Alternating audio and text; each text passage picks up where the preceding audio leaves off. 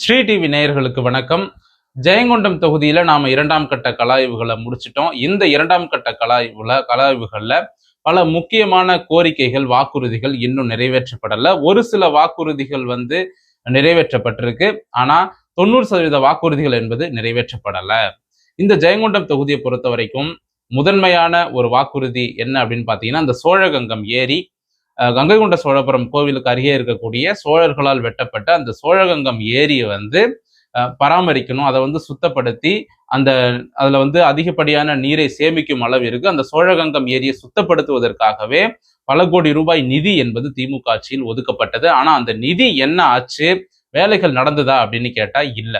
நிதி ஒதுக்கிட்டாங்க, ஆனா வேலை எதுவுமே நடக்கல. இதுதான் பொதுமக்கள் மத்தியில, அந்த தொகுதி மக்கள் மத்தியில திமுக மேல ஒரு அதிருப்தியை உருவாக்கி இருக்கு. பணம் ஒதுக்கி இருக்கிறாங்க, ஆனா அந்த பணம் என்னாச்சு, உண்மையிலேயே அந்த பணத்தை வச்சு அந்த ஏரியை இவங்க சுத்தம் பண்ணாங்களா, பராமரிச்சாங்களா, அந்த ஏரியை பாதுகாப்பதற்கான நலத்திட்டங்களை செஞ்சாங்களா அப்படின்னு கேட்டா எதுவுமே கிடையாது. மக்கள் ஒரு கடுமையான கோபத்துல இருக்காங்க. அதுவும் குறிப்பா எம்எல்ஏ கண்ணன் அவர்கள் மேல கோபத்துல இருக்கிறாங்க. அதே போல இந்த ஜெயங்கொண்டம் பகுதியில மீன் சுருட்டி அருகே குண்டவெளி அப்படிங்கிற ஒரு கிராமம் இருக்கு. அந்த கிராமத்துல கண்ணன் அவர்கள் வாக்கு சேகரிக்க வரும்பொழுது அந்த ஊர் மக்கள் எல்லாம் கடுமையா எதிர்ப்பு தெரிவிக்கிறாங்க.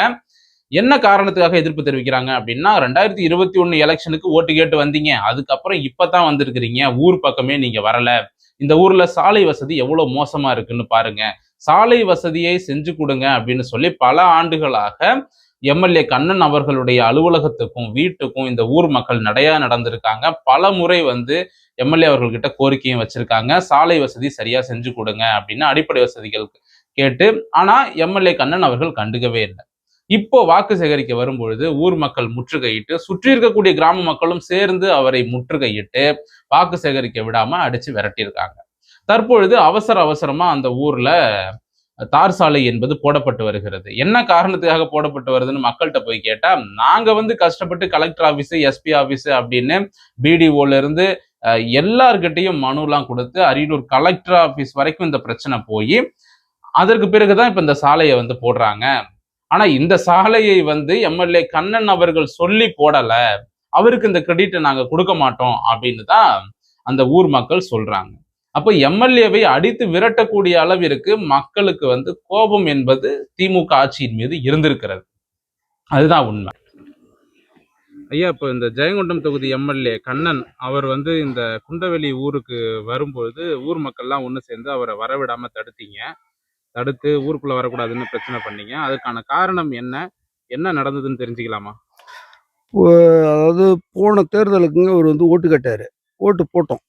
எல்லாரும் போட்டாங்களா என்னங்கிறது தெரியாது. நாங்களாம் ஓட்டு போட்டோம். ஆனால் அதுக்கு பிற்பாடு இந்த நன்றி சொல்ல கூட வரல. அதுக்கு பிற்பாடு இந்த தொகுதியில் இந்த ரூட்டு வழியாக கூட அவர் வரலைங்க. அதனால் இப்போ இந்த தேர்தலுக்கு இப்போ வந்தார். அதனால் நீங்கள் வரக்கூடாது, எதுக்கு போன தேர்தலில் ஓட்டு கேட்டு போனீங்க, ஓட்டு போட்டோம் ஜெயிச்சிங்க. இப்போ ஏன் இது வரலையும் எங்கள் தொகுதிக்கு என்ன செஞ்சிட்டீங்க, ஏன் இப்போ இங்கே நீங்கள் வரீங்க, இந்த பாதையோட நீங்கள் வரல, ஏன் இப்போ வரீங்கன்னு கேட்டோம். அவ்வளோதான், மறிச்சிட்டோம். இந்த இடத்துல இதே இடம் தான், மறிச்சிட்டோம். அவ்வளோதான், வேற ஒன்றும் கிடையாது. இந்த தார் சாலை இப்ப புதுசா போட்டிருக்காங்களே, இதுக்கு என்ன காரணம்? இவ்வளவு நாளா ஏன் இந்த தார் சாலை போடாம இருந்தது?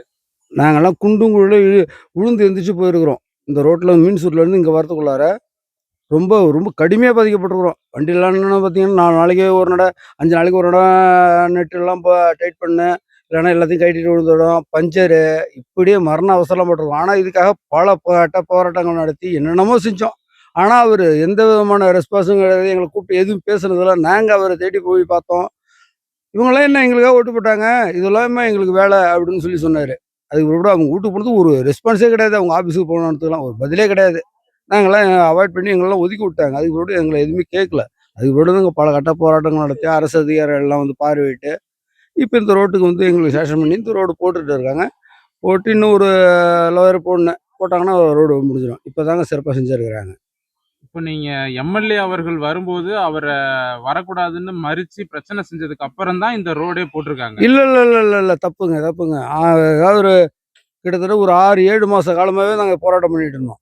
இவர் இந்த தேர்தல் தேதி அறிவிக்கிறதுக்கு முன்னாடி கவர்மெண்ட்டே எங்களுக்கு நாங்கள் போராட்டம் பண்ணதுனால எங்களை கூப்பிட்டு பேசி இந்த ரோடு போட்டுட்டாங்க. இந்த எம்எல்ஏனாலும் இந்த ரோடு கிடைக்கவே இல்லை. ஆமாம் சார். இப்போ இந்த ரோடு எப்போ போட ஆரம்பிச்சிருக்காங்க? இப்போ போட ஆரம்பிச்சாங்க. இப்போ ஒரு 1 மாச அளவில் போட்டுட்டு இருக்காங்க. ஆனால் நல்லாவே போட்டுட்டு இருக்காங்க. அதெல்லாம் குறை சொல்றதுக்குலாம் எதுவும் வேலை கிடையாதுங்க. சரி. அதே போல ஆண்டிமடம் பேரூராட்சியாக தரம் உயர்த்தப்படும் அப்படின்னு ஒரு வாக்குறுதியை வந்து 2021 திமுக வச்சாங்க. அதுவும் இன்னும் செயல்படுத்தப்படல. ஆண்டிமடம் அந்த ஊரும் வந்து பேரூராட்சிக்கு தகுதியான ஊர் தான். பக்கத்துல வரதராஜன்பேட்டைன்னு ஒரு ஊர் இருக்கு. அந்த ஊரை வந்து பேரூராட்சியை எப்பவோ மாத்திட்டாங்க. அதற்கான காரணம் என்ன அப்படின்னா, உள்ளூர் மக்கள்கிட்ட விசாரிக்கும் போது என்ன சொல்றாங்கன்னா, அங்கே கிறிஸ்தவர்கள் அதிகமா இருக்காங்க. கிறிஸ்தவர்களினுடைய வாக்குகளுக்காக அந்த வரதராஜன்பேட்டை ஊரை வந்து பேரூராட்சியாக தரம் உயர்த்திருக்காங்க. கிறிஸ்தவர்களுக்கான நலனுக்காகவே அந்த ஊரை வந்து பேரூராட்சியை மாத்திருக்காங்க.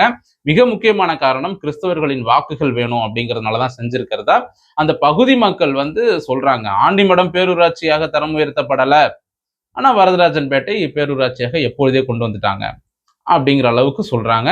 சோ ஆண்டிமடம் பகுதியை பொறுத்த வரைக்கும் ஆண்டிமடம் பேரூராட்சியாக தரம் உயர்த்தப்பட வேண்டும். அதே போல இந்த பகுதியிலும் முந்திரி என்பது அதிகமாக பயிரிடப்படுகிறது. இந்த ஆண்டிமடம் பக்கத்துல இடையக்குறிச்சின்னு ஒரு ஊர் இருக்கு. அந்த ஊர்ல வந்து பாத்தீங்கன்னா ஆயிரக்கணக்கான ஏக்கர் நிலத்துல வந்து விவசாயம், அதாவது இந்த முந்திரி விவசாயம் பயிரிடப்படுது. இங்க வந்து ஃபாரஸ்ட் டிபார்ட்மெண்ட்டுக்கு சொந்தமான ஆயிரக்கணக்கான ஏக்கர் நிலம் என்பது இருக்கிறது.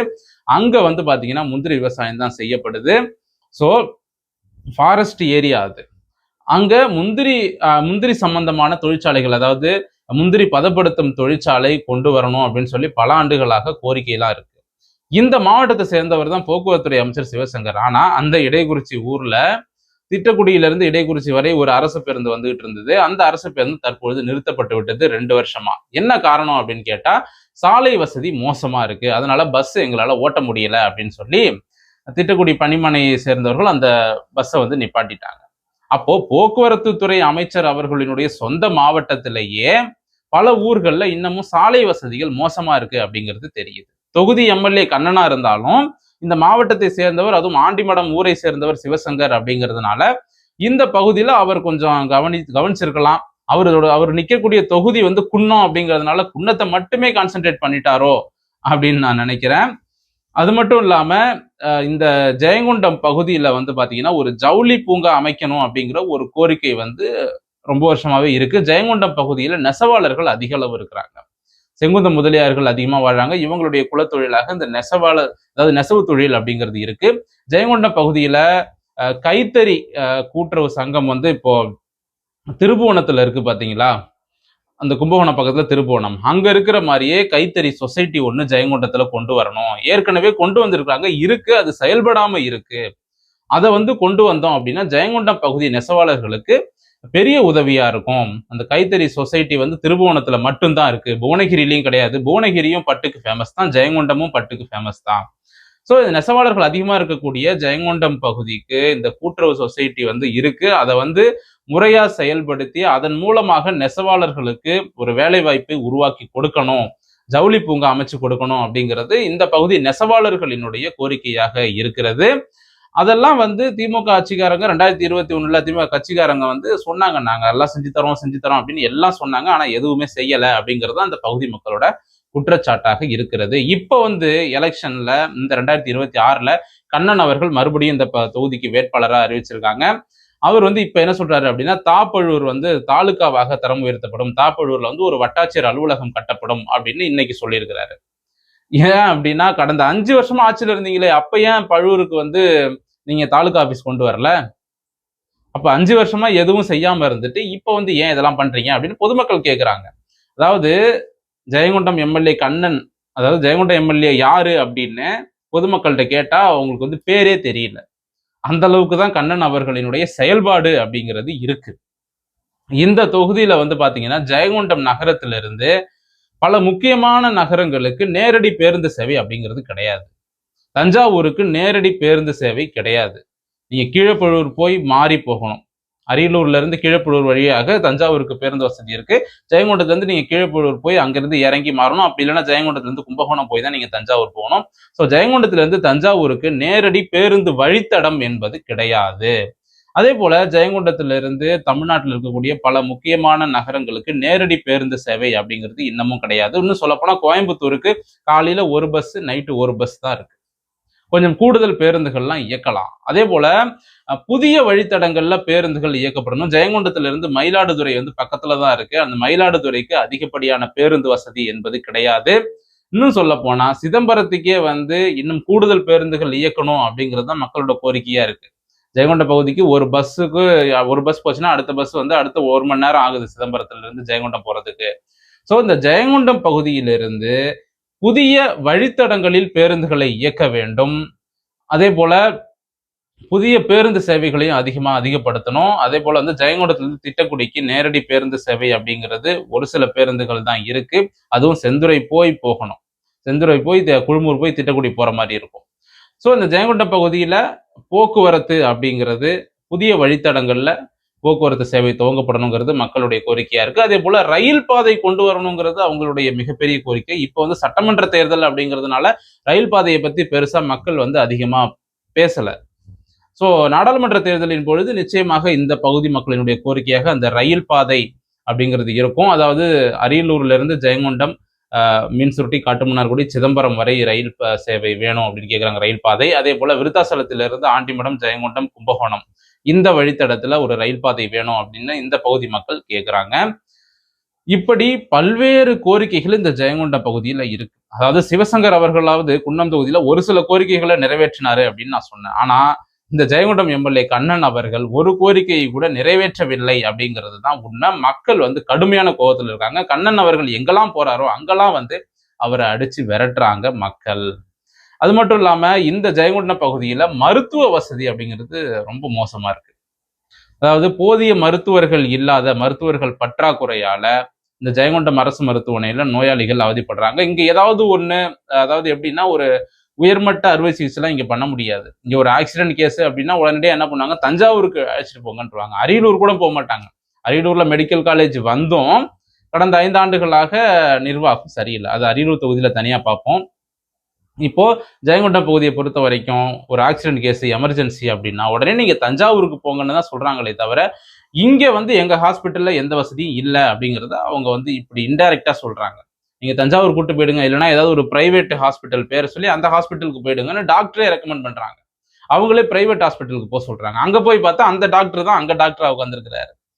ஸோ அந்த மாதிரி தான் இந்த ஜெயங்கொண்டம் பகுதியில மருத்துவமனை நிர்வாகம் அப்படிங்கிறது இருக்கு. அரசு மருத்துவமனைகளோட நிர்வாகம். இந்த மாதிரி பல்வேறு கோரிக்கைகள் ஜெயங்கொண்டம் பகுதியில தொடர்ச்சியா இருக்கு. அந்த கோரிக்கைகள்லாம் வந்து இன்னமும் நிறைவேற்றப்படாம இருக்கு. பழுப்பு நிலக்கரி திட்டத்துக்கு நிலம் கையகப்படுத்தினாங்க. அது இன்னும் முழுமையாக எல்லாருக்கும் திருப்பி கொடுக்கப்படல. அந்த திட்டம் கைவிடப்பட்ட திட்டமா மாறிடுச்சு. ஆனா இன்னமும் நிலத்தை வந்து திருப்பி கொடுக்காம ஒரு சில மக்களுக்கு இன்னமும் கவர்மெண்ட் வந்து இழுத்தடிச்சுட்டு தான் இருக்கிறாங்க. அது தொடர்பாகவும் நிறைய குற்றச்சாட்டுகளை மக்கள் வந்து தொடர்ச்சியா முன்வைக்கிறாங்க. இப்போ வந்து ஜெயங்கொண்டம் பகுதியினுடைய அந்த மக்களினுடைய கருத்துக்களை நாம கேட்கலாம். தம்பி, இப்போ கடந்த 5 ஆண்டுகால திமுக ஆட்சி, ஜெயங்கொண்டம் தொகுதி எம்எல்ஏ கண்ணன் அவர் தான் மறுபடியும் திமுக வேட்பாளராக நிற்கிறாரு. அவருடைய கடந்த கால 5 ஆண்டு ஆட்சியில கண்ணன் அவர்களோட செயல்பாடு இந்த தொகுதியில எப்படி இருந்தது? கடந்த ஆண்டில் வந்து ஃபஸ்ட்டு ஓட்டு கேட்கும்போது 5 வருஷத்துக்கு முன்னாடி பார்த்தேன். திரும்பவும் 5 வருஷத்துக்கு பிறகு இப்போ தான் ஒரு 4 நாளைக்கு முன்னாடி பார்த்தேன். அந்த இடையில நான் அவங்கள பார்த்ததில்ல, அவங்களும் என்னை பார்த்ததில்ல. மற்றபடி ஒரே ஒரு கோரிக்கையை தான் கேட்டிருந்தோம், இந்த ரோடு. அதுவுமே ரோடும் போராட்டம் பண்ணி தான் இப்போ தான் போட்டிருக்காங்களே. 5 வருஷத்துக்கு அப்புறமே ரோடு இப்போ தான் போட்டிருக்காங்க. தேர்தல் நெருங்குற நேரம் போட்டிருக்காங்க. அதுவும் அதிக போராட்டம் பண்ணி தான், ஏகப்பட்ட ஸ்ட்ரைக் பண்ணதால தான் அந்த ரோடே போட்டிருக்காங்க. இப்போ மறுபடியும் அவர் தான் திமுக வேட்பாளராக நிற்கிறாரு. அதை பற்றி உங்களுடைய கருத்து என்ன? திரும்பவும் அவங்க தான் நிற்கிறாங்க. திரும்பவாவது மக்களோட கோரிக்கையை கேட்டு நிறைவு பெற்றுச்சுன்னா அடுத்த வாட்டி நிற்கலாம், பிரச்சனை. இல்லைன்னா அடுத்த வேட்பாளர் மாம்பழ சின்னத்தில் அண்ணன் வைத்தி நிற்கிறாப்புல, அவங்களுக்கு ஓட்டு போடலான்னு எல்லோரும் முடிவு பண்ணியிருக்காங்க. அதை மாரினா கவிதா ராஜேந்திரன் டிவிகேவில் நிற்கிறாங்க. அவங்க புதுசாக ஒரு ஆட்சி கொண்டு வரலான்னு இருக்காங்க. இவங்க டிஎம்கே ஆட்சி பார்த்துட்டோம், ஏடிஎம்கே ஆட்சி பார்த்துட்டோம். புதுசாக டிவிகே இந்த வருஷம் இந்த ஆண்டுகள் என்ன நடக்குதுன்னு இன்னும் சில நாள்கள் பொறுத்திருந்து பார்த்தா தான் தெரியும். இப்போ ஜெயங்கொண்டம் தொகுதியை பொறுத்த வரைக்கும் இந்த தொகுதியில கடந்த 5 ஆண்டுகால திமுக ஆட்சியில நிறைவேற்றப்படாத வாக்குறுதிகள், கோரிக்கைகள், திட்டங்கள் என்னென்ன இருக்கு? நம்ம சொல்லணும் பார்த்தா, ஆட்சிக்கு வந்ததுலேருந்து பண்ணுறேன்னு சொன்னாங்க. எங்கள் தொகுதியில் அந்த பொன்னேரிக்கு ஃபண்டு ஒதுக்குனாங்க 12 crores. அதுக்கு எந்த ஒரு செயல்பாடும் நடக்கல. பட் வேணால் மண்ணு மட்டும்தான் அள்ளி அங்கேருந்து வித்துட்டு இருக்காங்களாட்டுக்கு. அது எந்த ஒரு செயல் இதுவரையும் ஸ்டார்ட் பண்ண மாரியும் தெரியல, நடந்த மாரியும் தெரியல. ப்ராசஸான ஆட்சியே முடிஞ்சு போயிட்டு அடுத்த கட்டமாக பார்த்தீங்கன்னா, நம்ம கலாத்தூர் நியரில் அங்கே ஒயின் ஷாப் இருக்குது, அதை வந்து க்ளோஸ் பண்ண சொல்லி பொதுமக்கள் ஆர்ப்பாட்டம் பண்ணாங்க. அதுக்கு வந்து பிசிஆர் வழக்கு போட்டு கேஸ் போட்டாங்க. பெண்கள் மேலே பாதி பேர் மேலே. அதுக்கப்புறம் சொல்லப்போனால் எங்கள் கிராமத்துலேயே வந்து நாங்கள் 4 வருஷத்தில் எனக்கு தெரிஞ்சு நான் ஆன்லைனில் சிஎம் மனுவே ஒரு 3 டைம் வந்து நான் அப்ளை பண்ணிருக்கேன். டேங்கு கோரிக்கிறது டேங்க் இந்த மாதிரி எம்எல்ஏ ஃபண்டில் இது கட்டித்தரேன் சொன்னாங்க. ஆனால் ஆட்சியே கம்ப்ளீட் ஆச்சு. இது வரைக்கும் பண்ண மாரியும் தெரில. ஆண்டி மரத்தில் கோர்ட்டு சொன்னாங்க, இது வரைக்கும் மூவ் பண்ண மாரியும் தெரியல. அதுவும் சொல்கிறாங்க தவிர வாக்குறுதி கொடுக்குறாங்க தவிர செயல்படுத்தாலும் தெரிய மாட்டேது. சும்மா பேசணும்னு பேசிட்டு 4 வருஷம் ஆட்சி கடத்தின மட்டும் கடத்திட்டு போயிடுறாங்க. மேபி அவங்க செய்கிற மாரி எனக்கு எதுவும் தெரியல. வாயால் மட்டும் சொல்லிட்டு போகிறாங்க, நடக்குமானும் தெரியாது. பார்க்கலாம். ஜெயங்கொண்டம் தொகுதி இடையக்குறிச்சி ஊராட்சி. என் பேர் ராஜீவ் காந்தி. இங்கே வந்து போதுமான சாலை வசதி இல்லாத காரணத்தினால இங்கே திட்டக்குடிலேருந்து வந்த பஸ்ஸு ஒரு 6-7 மாதமாக வரவில்லை. அதை என்னன்னு கொஞ்சம் சரி பண்ணி கொடுங்க. மக்கள் அதனால் கொஞ்சம் பயனடைஞ்சாங்க. அப்புறம் இன்னும் சுற்றி பார்க்கணும்னா, சுற்றி இருக்கிற ரோடு எந்த ஒரு ரோடுமே சரியில்லாத, சாலை வசதி சரியில்லாத காரணத்தினால தான் பஸ்ஸு எங்களுக்கு வரவில்லை. இடையக்குறிச்சியில் வந்து பெரிய ஊர். இங்கே ஒரு 7-8 ஊருக்கு இதுதான் மெயின் ஊர். அவங்களுக்கே அந்த ஊர்க்காரங்களுக்கே பஸ் வசதி சரியாக கிடைக்கல, இந்த ரோடு பிரச்சனால தான். அப்புறம் இடையக்குறிச்சியில் மெயின் எங்களுக்கு வந்து பஸ் ஸ்டாண்டு கட்டி கொடுக்குறேன்னு சொல்லிட்டு வரவங்க எல்லாமே சொல்லிக்கிட்டு இருக்காங்க. யாருமே அதை செய்ய மாட்றாங்க. இந்த டயத்தில் தான் நாங்கள் எதிர்பார்க்குறோம். ஒரு பஸ் ஸ்டாண்டு வசதி எங்களுக்கு கிடையாது. அது எங்களுக்கு அண்ணா சாலையில் ஒரு பஸ் ஸ்டாண்டு வசதி செஞ்சு கொடுக்க ஏற்பாடு பண்ணுங்க. அப்புறம் இடையக்குறிச்சி கிழக்கு தெருவில் பார்த்தீங்கன்னா, ஒரு டேங்க் ஒன்று இருக்கு. நான் பொறக்காததுக்கு முன்னாடியே கட்டின டேங்கு.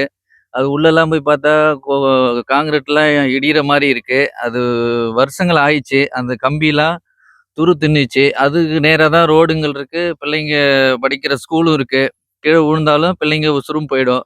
அதனால அது எத்தனை முறை நாங்க பிடிஓட்டலாம் கோரிக்கை வச்சிருக்கோம். அத சரி பண்ணல. தயவு செஞ்சு அத சரி பண்ணி குடுங்க. இன்னும் எங்களுக்கு அப்புறம் இந்த ஏரியிலலாம் சுத்தி இருக்கிற காம்பவுண்ட் சுவர் மொத்தம் இடையக்குறிச்சியில ஒரு 3, 4 ஏரி இருக்கு. சுத்தி காம்பவுண்ட் சுவர் இந்த மாரிலாம் எதுவும் பண்ணி குடுக்கல. ஒரு 2, 3 வருஷத்துக்கு முன்னாடி பார்த்தீங்கன்னா, ஏரியெல்லாம் உழுந்து சின்ன பிள்ளைங்க, பெரியவங்கலாம் இதனால உழுந்து இறந்துருக்காங்க. அந்த மாரி விபத்த தடுக்கணும்னா, இந்த மாரி எங்களுக்கு சுத்தி இடுப்பு மட்டும் அளவுக்கு ஒரு காம்பவுண்ட் சுவர் கட்ட எங்களுக்கு வேணும். அத கொஞ்சம் சரி பண்ணி குடுங்க. அடுத்த வர ஆட்சியிலனாச்சும் நாங்க எதிர்பார்க்குறோம். நான் மட்டும் எதிர்பார்க்கல, இந்த ஊர் மக்களும் அததான் எதிர்பார்க்குறாங்க. தயவு செஞ்சு உங்களுக்கு ஒரு கோரிக்கையா வைக்கிறோம். இதெல்லாம் செஞ்சு குடுங்க. சாலை வசதி எங்களுக்கு ரொம்ப முக்கியமா வேணும். ஒன்லி ஆண்டிமடம் விட்டு இடையக்குறிச்சி போற சாலை மட்டும் தான் நல்லா இருக்கு. மத்தபடி இருக்கிற சுத்தி சாலை எதுவுமே சரியில்ல. பைக் ஓட்டுறதுக்கு கூட கஷ்டமா இருக்கு. சாலைய வந்து சரி பண்ணி குடுங்க. அதுதான் எங்களுக்கு ரொம்ப மெயினு. அது மாரி எங்களுக்கு பக்கத்துல இருக்கிற ஃபேக்ட்ரில வந்து பார்த்தீங்கன்னா, ஃபுல்லா வடநாட்டுக்காரன் தான் வேல பார்க்குறான். நாங்க எங்க பாட்டங்காலத்துலேருந்தே எல்லாமே சொத்த வந்து சித்தப்பன், பெரியப்பா எல்லாம் போட்டிருக்காங்க. அவங்கலாம் 5000 ஏக்கர் கிட்டத்தட்ட 6000 ஏக்கர் கிட்டத்தட்ட போட்டிருக்காங்க. அவங்களாம் வேலை பார்க்க முடியல. ஃபேக்ட்ரிக்கு போனா ரெக்கமெண்ட் கேட்குறாங்க. அதெல்லாம் சரியில்ல. வடநாட்டுக்காரன் வந்து ஈஸியா உள்ள புகுந்துட்டு அவன் நல்லா இருக்கிறான். நாங்க இடம் போட்டவங்க வேலை கிடைக்கல.